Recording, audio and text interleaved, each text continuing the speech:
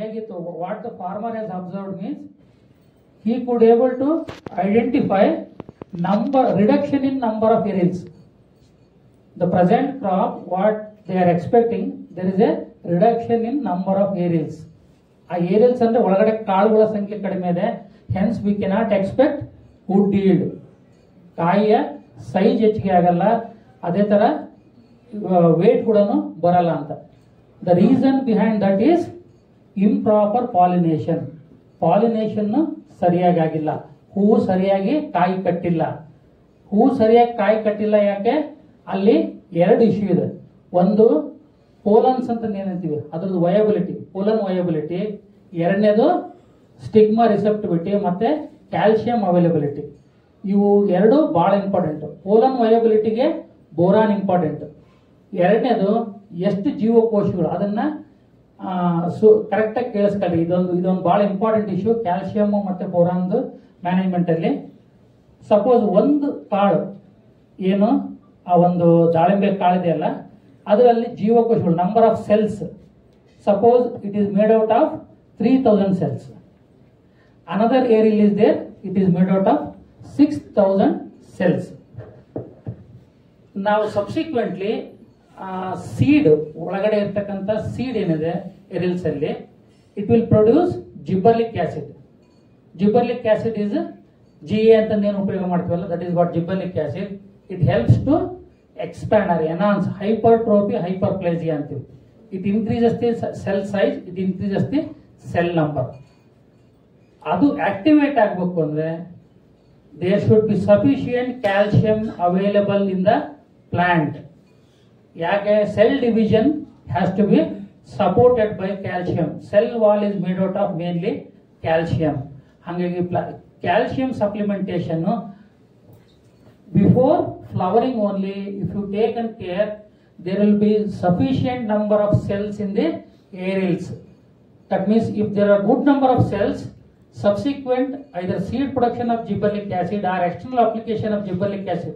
Gibberellic acid ಇರತಕ್ಕಂಥ ಹೋಶಿ ಅವು ಇವು ಸುಮಾರು ಪ್ರಾಡಕ್ಟ್ ಇದಾವೆ, ಸ್ಪಿಕ್ ಸೈಟೋಜೈಮ್ ಇವೆಲ್ಲ. If you want response for the gibberellic acid, subsequent gibberellic acid, you have to ensure more number of cells in aerials. ಕಾಳಿನಲ್ಲಿ ಜೀವಕೋಶಗಳು ಹೆಚ್ಚಿಗೆ ಇರೋ ತರ ನಿಗಾ ವಹಿಸಬೇಕು. ಅದು ಯಾವಾಗ ಸಾಧ್ಯ? ಕ್ಯಾಲ್ಸಿಯಂ ಅವೈಲಬಿಲಿಟಿಯಿಂದ ಸಾಧ್ಯ. ಕ್ಯಾಲ್ಸಿಯಂ ಹಂಗಾಗಿನೇ ಹೂ ಬಿಡುವ ಮುಂಚೆಯಿಂದನೇ ನೀವು ಕ್ಯಾಲ್ಸಿಯಂ ಬೋರಾನ್ ಅನ್ನ ವಾರದಿಂದ 10 ದಿನಕ್ಕೊಮ್ಮೆ ಹಂಗೆ ಒಂದು 2 ರಿಂದ 3 ಸ್ಪ್ರೇ ಕೊಟ್ರೆ ಫ್ರೂಟ್ ಸೆಟ್ಟಿಂಗ್ ಆಗಲಿ, ಆಮೇಲೆ ಒಂದೊಂದ್ಸತಿ ಫ್ಲವರ್ ಡ್ರಾಪಿಂಗ್ ಆಗ್ತದೆ ಅದು ಆಗಿರ್ಬೋದು, ಅಥವಾ ಮುಂದೆ ಜಿಬ್ಬರ್ಲಿಕ್ ಆಸಿಡ್ ರೆಸ್ಪಾನ್ಸ್ ಆಗಿರ್ಬೋದು, ಎಲ್ಲದನ್ನು ನಾವು ಎನ್ಶ್ಯೂರ್ ಮಾಡಬಹುದು. ಅಲ್ಲಿ ಕ್ಯಾಲ್ಸಿಯಂ ಸಪ್ಲಿಮೆಂಟೇಷನ್ ಆಗಿಲ್ಲ ಅಂದ್ರೆ ಪ್ರಾಬ್ಲಮ್.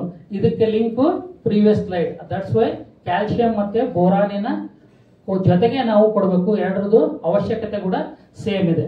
ಹೂ ಬಿಟ್ಟ ನಂತರ, ಹೂ ಬಿಟ್ಟಾಗ ನಾವು almost we have to reduce or stop the nitrogen. P ಸ್ವಲ್ಪ ಹೆಚ್ಚಿಗೆ ಬೇಕು. Any flower crops, any crop which produces brilliant coloured flowers, they require lot of phosphorus. Phosphorus ಇಲ್ಲದೆ ಹೋದ್ರೆ ಆ ಬ್ರಿಲಿಯಂಟ್ ಕಲರ್, ರೆಡ್ ಕಲರ್ ಏನು ಹೂ ಬರುತ್ತಲ್ಲ, ಅದು ಪೇಲ್ ಆಗ್ತಾ ಬರ್ತದೆ. ಯಾಕಂದ್ರೆ ಪಿಗ್ಮೆಂಟೇಷನ್ಗೆ phosphorus is more important. Pomegranate is both self as well as cross pollinated by insects. Insect cross pollination ಬಹಳ ಇಂಪಾರ್ಟೆಂಟ್. ಸೆಟ್ಟಿಂಗ್ ಆಗ್ಬೇಕಂದ್ರೆ ಇನ್ಸೆಕ್ಟ್ ಕ್ರಾಸ್ ಪಾಲಿನೇಷನ್ ಆಗಬೇಕು. ಆ ಇನ್ಸೆಕ್ಟ್ ಕ್ರಾಸ್ ಪಾಲಿನೇಷನ್ಗೆ brilliancy of colour, the colour ಏನಿದೆ ಅದು ಎಷ್ಟು ಬ್ರಿಲಿಯಂಟ್ ಕಲರ್ ಇರುತ್ತೋ, dark ಇರುತ್ತೋ, ಅಷ್ಟು ಇನ್ಸೆಕ್ಟ್ ಅಟ್ರಾಕ್ಟ್ ಆಗೋ ಚಾನ್ಸ್ ಇರುತ್ತೆ. ಅನದರ್ ಇಂಪಾರ್ಟೆಂಟ್ ಥಿಂಗ್, ಆ ಟೈಮಲ್ಲಿ neonicotinoids should not be used.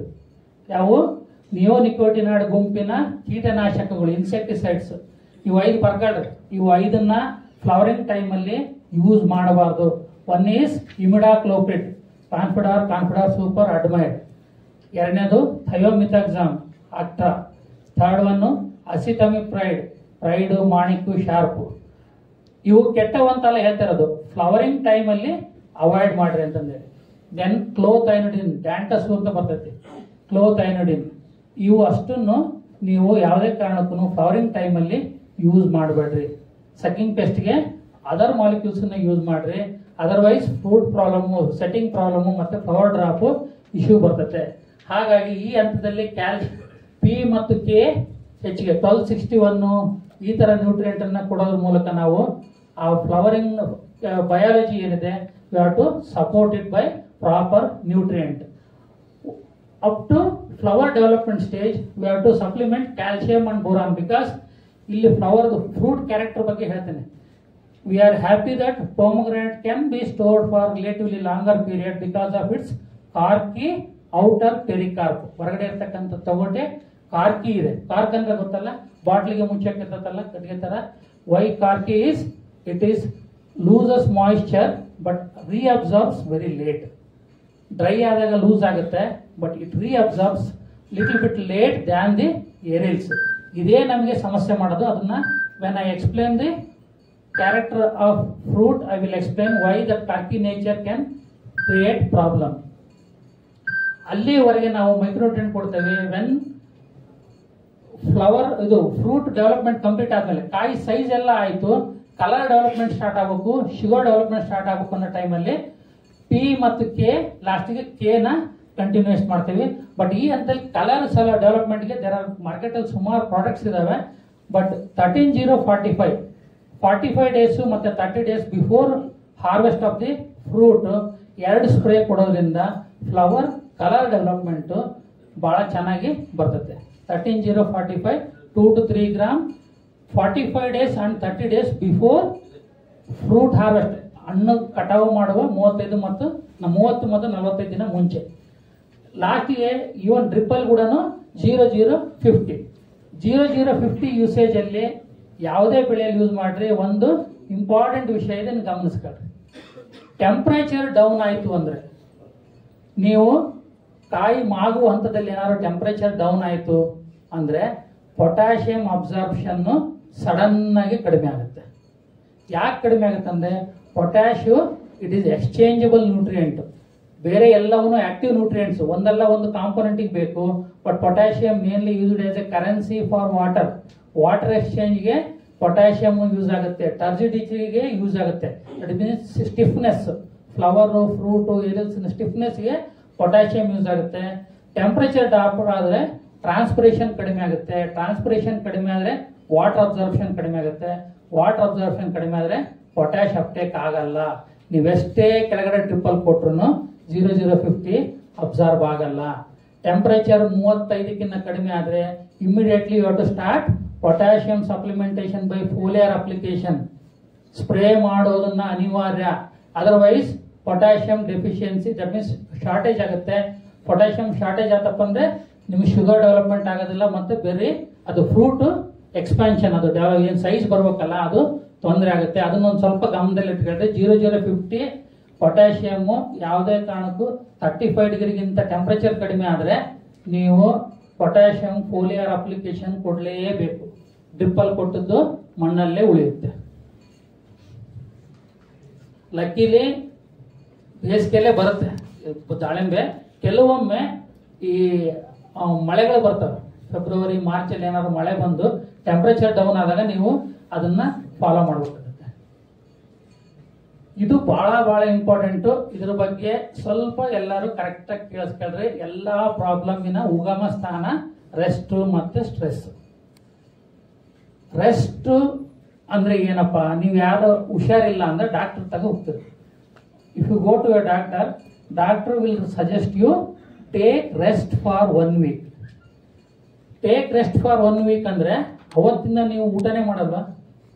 Don't you take any food, drinks ಅಂದ್ರೆ ಲಿಕ್ವಿಡ್ ಏನು ತಗೊಳಲ್ವಾ, ಉಸಿರಾಡಲ್ವಾ, ಎಲ್ಲ ಮಾಡ್ತೀರಿ. ರೆಸ್ಟ್ ಅಂದ್ರೆ ಏನ್ರಿ? ರೆಸ್ಟ್ ಅಂದ್ರೆ ಊಟ ಲೈಟ್ ಆಗಿರ್ಬೇಕು. ಯಾಕಂದ್ರೆ ಡೈಜೆಸ್ಟಿವ್ ಸಿಸ್ಟಮ್ ವೀಕ್ ಆಗಿರುತ್ತೆ. It should be light food, it should be less food. Because physically ನೀವು ಹೆಚ್ಚಾಗಿ ಆಕ್ಟಿವ್ ಆಗಿರಂಗಿಲ್ಲ. You have to do light activity, walking ಅದು ಇದಷ್ಟೇ ಮಾಡ್ಬೋದು. Should not be involve in heavy physical activity. ಅದನ್ನ ನಾವು rest ಅಂತೀವಿ. ಬಟ್ ಗಿಡಕ್ಕೆ ಏನ್ ಮಾಡ್ತೀವಿ ನಾವು? ಕಾಯಿ ಕಟಿಂಗ್ ಆದ್ಮೇಲೆ after the harvest of the fruit we will not look at the field. ಎಲ್ಲಿಗೆ ಹೋಗ್ತೀವಿ? ಇತ್ರೆ ಹೊಡೆಯೋ ತನಕನೂ ಅದನ್ನ ಏನೂ ನೋಡಕ್ ಹೋಗಲ್ಲ. ಬಟ್ ಅಲ್ಲಿ 2 ಇಂಪಾರ್ಟೆಂಟ್ ಥಿಂಗ್ಸ್ ಆಗ್ತವೆ. ಒಂದು ಡಿಸೀಸು, ಎರಡನೇದು fruit bud differentiation. Fruit bud differentiation, flower biology. ಎಲ್ಲಿ ಎಂತ ಕಡ್ಡಿಗಳ ಮೇಲೆ ಹೂ ಬಿಡುತ್ತೆ, on which type of shoots flower setting ಆಗುತ್ತೆ ಪೊಮೊಗ್ರೆನೇಟ್ ಅಲ್ಲಿ ಅನ್ನೋದು ಬಹಳ important. Minimum 3 to 4 months old matured cane ಮೇಲೆನೆ ಫ್ಲವರಿಂಗ್ ಆಗೋದು, not on water shoots.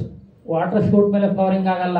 That means ಆ ಫ್ರೂಟ್ 3 to 4 months ಇರ್ತಕ್ಕಂಥ ಕೇನ್ಸ್ ಏನಿದಾವೆ, ಕಟ್ಟಿಗಳೇನಿದಾವೆ, ಅವು ನಿಮ್ಮ ತೋಟದಲ್ಲಿ ಎಷ್ಟು ಹೆಚ್ಚಾಗಿರ್ತಾವೋ ಅಷ್ಟು ನಿಮ್ಮ ಫ್ರೂಟ್ಫುಲ್ನೆಸ್ ಹೆಚ್ಚಿಗೆ ಆಗುತ್ತೆ. ಅದು ಯಾವಾಗ ಆಗುತ್ತೆ 3 to 4 months ಅಂದ್ರೆ ಮಿನಿಮಮ್ ನಾವೇನ್ ಹೇಳ್ತೀವಿ, rest should be for minimum 3 months, where stress should be 1 month. Stress ಅಂದ್ರೆ ಗಿಡಕ್ಕೆ ತ್ರಾಸ್ ಕೊಡಬೇಕು.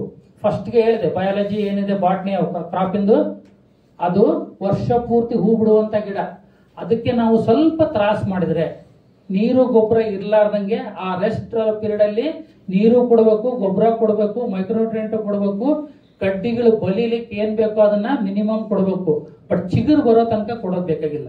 ಹೆಚ್ಚಿನ ವಾಟರ್ ಶೂಟ್ಸ್ ಬರುತ್ತೆ. If you provide more nutrient, more water, you have to maintain rest. ನೀವು ಹೆಂಗೆ ಪೂರಿ ಬದಲಿಗೆ ಇಡ್ಲಿ ತಿಂತೀರಾ, ಮಧ್ಯಾಹ್ನ ರೊಟ್ಟಿ ಬದಲಿಗೆ ಅನ್ನ ಸಾಂಬಾರ್ ತಿಂತೀರಾ, ರಾತ್ರಿ ಲೈಟ್ ಆಗಿ ಸ್ವಲ್ಪ ಅನ್ನ ಮಜ್ಜಿಗೆ ತಿಂದು ಮಲಗ್ತಿರೋ, ಅದೇ ತರ ಗಿಡಕ್ಕೂ minimum food you have to provide. But you should not make the plant to starve. ಯಾವಾಗ 3 ತಿಂಗಳು ಆಫ್ಟರ್ ಹಾರ್ವೆಸ್ಟ್, ಆ 3 months ಪೀರಿಯಡ್ ಅಲ್ಲಿ ಬೇಕು. ಅದಕ್ಕಾಗಿ ಹೇಳಿದ್ದು 4 months ಓಲ್ಡ್ ಕೇನ್ಸ್ ಮೇಲೆ ಫ್ಲವರಿಂಗ್ ಆಗೋದು ಅಂತಂದೇಳಿ. ಆ 1 month ಟೈಮ್ ನೀವು ಈ rest period, 3 months rest, 1 month stress. ಈ ಸ್ಟ್ರೆಸ್ ಯಾವುದೇ ಬೆಳೆಯಲ್ಲಿ, ಯಾರು ಗ್ರೌಂಡ್ ನಟ್ ಬೆಳೆಯೋರು ಇದ್ರೆ ಗೊತ್ತಾಗುತ್ತೆ. ಗ್ರೌಂಡ್ ನಟ್ ಅಲ್ಲಿ 40 days ಅಲ್ಲಿ you have to stop the irrigation ಅಂತೀವಿ. ಸ್ವಲ್ಪ ನೀರು ಕಡಿಮೆ ಮಾಡಬೇಕು. ಯಾಕೆ? To synchronize the flowering. ಯಾವುದೇ ಗಿಡಕ್ಕೆ ಸ್ವಲ್ಪ ತ್ರಾಸ ಆದ್ರೆ ನಾನೆಲ್ಲೋ ಸಾಯ್ಬೋದು, ನಾನು ಸಾಯೋದಕ್ಕೂ ಮುಂಚೆ ಒಂದಷ್ಟು ಹೂವು ಕಾಯಿ ಬಿಟ್ಟು ಸಾಯೋಣ, ಯಾಕಂದ್ರೆ ನಮ್ಮ ಪೀಳಿಗೆ ಕಂಟಿನ್ಯೂ ಆಗಲಿ ಅನ್ನೋದು ಪ್ರತಿಯೊಂದು ಗಿಡದ ಗುಣಧರ್ಮ. ಹಾಗಾಗಿ to initiate that synchronized flowering you have to give stress. Complete ನೀರನ್ನ ಮತ್ತೆ ಗೊಬ್ಬರವನ್ನು ಎಲ್ಲವನ್ನು ಸ್ಟಾಪ್ ಮಾಡಿದಾಗ, ಇಲ್ಲಿ ನೆಕ್ಸ್ಟ್ ನಾವು ಇದ್ರಲ್ಲಿ ಹೊಡೆದು ಈ ಪೀರಿಯಡ್ ಅಲ್ಲಿ ಮಿನಿಮಮ್ 50% ಕ್ಯಾನೋಪಿ ಅಂದ್ರೆ ಎಲೆಗಳು ಉದುರೋ ತರ ಆದ್ರೆ ಬಹಳ ಒಳ್ಳೇದು. ಇನ್ನು ಉಳಿದ 50%ಗೆ ಮಾತ್ರ ನಾವು ಇದ್ರಲ್ಲಿಂದ ಸ್ಪ್ರೇ ಮಾಡಿ ಮ್ಯಾನೇಜ್ ಮಾಡಬಹುದು. 100% ನಾವು ಇದ್ರಲ್ಲಿಂದನೇ ನಾವು ಎಲೆ ಉದುರಿಸ್ತೀವಿ ಅಂದ್ರೆ ಪ್ರಾಬಬಲಿ ನಿಮ್ಮ ರೆಸ್ಟ್ ಸ್ಟ್ರೆಸ್ ಪ್ರಾಪರ್ ಆಗಿ ಆಗಿಲ್ಲ ಅಂತ. You are fail to induce proper rest and stress. ಇಲ್ಲಿ ರೋಗ with respect to wilt disease ಇಲ್ಲಿ ಇಂಪಾರ್ಟೆಂಟ್ ಇದೆ. ಇದನ್ನ ಸ್ವಲ್ಪ ಗಮನದಲ್ಲಿ ಇಟ್ಕೊಳ್ಳಿ. ನೀರು ಕೊಡಬೇಕಾದ್ಮೇಲೆ after 3 months of rest, 1 month of stress, irrigation ಕೊಡ್ತಿರಲ್ಲ, specially the soils with little bit higher amount of clay. ಯಾವ ಸ್ವಲ್ಪ ಜಿಗಿಟು ಮಣ್ಣಿದಾವೆ, ಯಾವುದ್ರಲ್ಲಿ ಕ್ಲೇ ಕಂಟೆಂಟ್ ಇದೆ, ಸ್ಯಾಂಡಿ ಸಾಯಿಲ್ಸ್ ಅಲ್ಲಿ ಅಷ್ಟು ಪ್ರಾಬ್ಲಮ್ ಆಗಲ್ಲ. ಯಾಕಂದ್ರೆ ನೀರು ಬಿಟ್ಟರು ಬಿಡದೆ ಹೋದ್ರು ಅದು ಹಿಗ್ಗೋದು ಕುಗ್ಗೋದು ಹೆಚ್ಚಿಗೆ ಆಗಲ್ಲ. ಯಾವ ಮಣ್ಣಿನಲ್ಲಿ ಕ್ಲೇ ಕಂಟೆಂಟ್ ಇದೆ, ಕಪ್ಪು ಮಣ್ಣು ನೋಡಿರ್ಬೇಕು ನೀವು, ಬ್ಲಾಕ್ ಸಾಯಿಲ್ ಅಲ್ಲಿ ಆದ್ರೆ there will be big tunnels type ಆಗ್ಬಿಡ್ತೈತೆ, ಬಿರುಕ್ ಬಿಡ್ತೈತೆ ಮಣ್ಣು. ಬಟ್ ರೆಡ್ ಸಾಯಿಲ್ ಕೆಲವೊಂದು ಜಿಗಿಟು ಮಣ್ಣು, where there is a clay content, the expansion contraction moisture ಜೊತೆಗೆ ಹೆಚ್ಚಿಗೆ ಇರುತ್ತೆ. ಇಲ್ಲಿ ಸ್ವಲ್ಪ ಕರೆಕ್ಟ್ ಆಗಿ ಅರ್ಥ ಮಾಡ್ಕೊಳ್ಳಿ. ಬೇರಿನ ಸುತ್ತು ಮಣ್ಣು, ನಾರ್ಮಲ್ ಆಗಿ ದಿನ ನೀರು ಬಿಡ್ತಾ ಇರ್ತೀರ, ಎರಡೂ ಗ್ಯಾಪ್ ಇಲ್ದಂಗೆ ಅಟ್ಯಾಚ್ ಆಗಿರ್ತವೆ. Root and the soil is completely closely contact to each other under normal watering conditions. During stress period, what happens? If you withhold the moisture, both root as well as soil will shrink. If there more clay, it shrinks more. If it is less clay, it shrinks less. The shrinkage of both root as well as soil creates a gap in between. Soil ಮತ್ತೆ ಬೇರು ಮತ್ತು ಮಣ್ಣಿನ ನಡುವೆ ಒಂದು gap create ಆಗುತ್ತೆ. ಈ gap once if you start irrigation after the stress period, immediate ಆಗಿ if you provide irrigation, soil absorbs water first, then later root absorbs. Soil absorbs water first means it expands first. That means that gap will be first occupied by the soil. Later root will try to expand, but because already soil has come and occupied that place, root will be under tremendous pressure and it will expose for many small wounds. Because of pressure between the soil and the root, it creates lot of wounds. ಸಣ್ಣ ಸಣ್ಣ ಸಣ್ಣ ಗಾಯಗಳಾಗ್ತವೆ. That is the entry point for the pathogen. ಈ wilt pathogen is a weak pathogen, ಅಂದ್ರೆ it cannot, it is unable to enter on its own. ಅದು ತನ್ನಷ್ಟಕ್ಕೆ ತಾನೇ ಒಳಗೋಗಕ್ಕಾಗಲ್ಲ. It requires some mechanical damages, injuries to go inside and cause the wilt disease. ಹಾಗಾಗಿ rest ಆದ್ಮೇಲೆ, ಇದು stress ಆದ್ಮೇಲೆ ನೀರು ಕೊಡ್ಬೇಕಾದ್ರೆ we have to slowly irrigate the field, and if there is a more clay content you have to be more cautious. Clear ಆಗ್ತಾ ಇದು? ಆ period ಅಲ್ಲಿ, ಸ್ಟ್ರೆಸ್ ಪೀರಿಯಡ್ ಅಲ್ಲಿ ನೀವು ಕರೆಕ್ಟ್ ಆಗಿ ರೆಗ್ಯುಲೇಟ್ ಮಾಡಲಿಲ್ಲ ಅಂದ್ರೆ, ಜಿಗುಟು ಮಣ್ಣು ಇರ್ತಕ್ಕಂಥ ಹೊಲದಲ್ಲಿ it is more tricky issue. ಅಲ್ಲಿ ಕರೆಕ್ಟ್ ಆಗಿ ಪ್ರಾಪರ್ ಮ್ಯಾನೇಜ್ ಆದ್ರೆ ನೆಕ್ಸ್ಟ್ ನಿಮಗೆ ವಿಲ್ಟ್ ಬರುವ ಸಾಧ್ಯತೆ ಬಹಳ ಕಡಿಮೆ ಆಗುತ್ತೆ. ಎರಡನೇ ಕಲ್ಪ್ರಿಟ್, ಮೂರನೇ ಕಲ್ಪ್ರಿಟ್ ವಿಲ್ಟ್ಗೆ 3 ಕಾರಣ. ಒಂದು ಈ ರೆಸ್ಟ್ ಸ್ಟ್ರೆಸ್, ಇನ್ನೆರಡು ಮುಂದೆ ಬಂದಾಗ ಹೇಳ್ತೇನೆ. ಇದು ಆಗಲೇ ಹೇಳಿದ್ದೇನೆ.